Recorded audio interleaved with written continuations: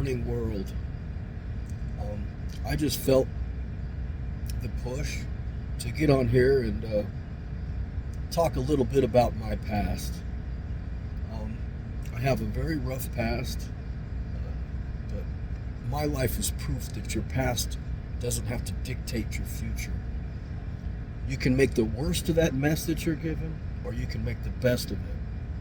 Now, when I was really young, I came from a great family. I have great parents. I come from a family with 14 siblings, second oldest. And I think the reason there were so many kids, I often felt neglected, maybe, although I wasn't. My parents were great. But at a very young age, I got involved with drugs. I got involved with gangs. At the age of 14, I started getting locked up in juvenile detention centers and group homes and rehabilitation centers. And I was in and out of lockup all the way from the age of 14 until I was about 36. In and out of jail, in and out of prison. I was massively addicted to drugs. I was shot 5 times. I was stabbed. I've been broken from head to toe in a wreck. I broke my back. I broke several other bones. I've had infections that have almost killed me. Got me down to 123 pounds. Like, almost died. I was really in the heart of hell for a lot of my life. And I made the worst of that mess. Because of those bad experiences that I had, I used it to blame outside sources for my issues. And because I had that blame in place, I didn't have to change it. I didn't have to fix it. So my message to you is that if you have a mess in your life, if you have hard things that you've been through, if you come from hard things, you can turn that mess into the best possible outcome.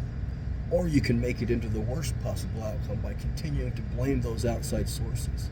But the truth is that mess can be your most powerful message. It can be the message that helps other people in your life that you care about to change their lives and do better. It's all about your example. And I don't care where you've been.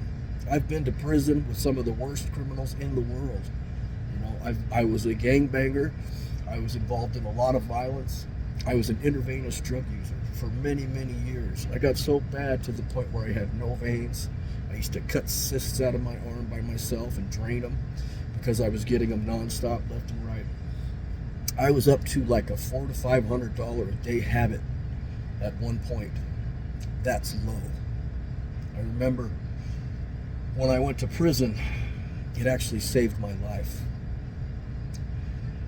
And I decided to stop blaming outside sources, stop blaming the system, stop blaming the neighborhood I was grown up in, and started doing something about it. Because truthfully, the only one to blame for your mess is you.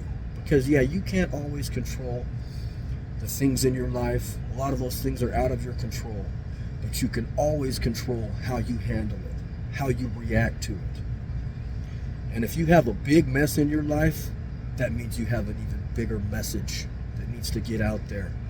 We're all in this thing together, guys. We're all in the same world. We are all part of it. And we all influence each other. So whatever it is that you've gone through in life, you have a rough past, you have a rough present, you can do something about it. You can make more of it. I'm proof of that. And I'm always a work in progress, man. I got a long way to go. But I've noticed my message has helped a lot of people. And it honestly humbles me. It makes me so grateful that all those things I went through in my past, all those things that I put myself through, can be used for something good. And so can yours. So don't just continue to blame outside sources and live in that hell that you put yourself in, and climb out of it. Show other people the way. You went through those hard things for a reason. You can make that be a good reason, or you can make it be a bad one. You can either be a good example, or you can be a bad one. I really hope all of you guys have an amazing week, the rest of your week. And I do love you. Thank you for listening. Peace.